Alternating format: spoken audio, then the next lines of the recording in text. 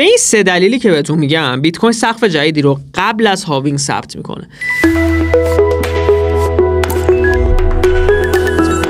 دلیل اول این که زمانی که بیت کوین ATH قبلی خودش رو ثبت کرده بود، خیلی از سرمایه‌گذارای کلان نسبت به بیت کوین بینش کافی نداشتن و روش سرمایه‌گذاری نکرده بودن.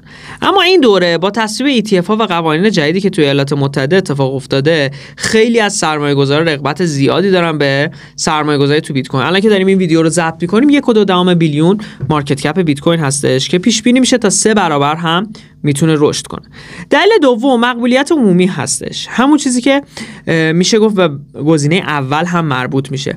کسایی که توی بیت کوین سرمایه گذاری کردن الان شناخت بیشتری دارن و خیلی از افراد که توی بازارهای مالی فعالیت دارن اسم بیت کوین به گوششون رسیده یا فکر سرمایه گذاری رو بیت کوین بهشون خطور کرده. ولی خیلی‌ها نمیدونن که هنوز میشه روی بیت کوین هم سرمایه گذاری کرد که میشه گفت ETF ها این راهو براشون هموار کرده.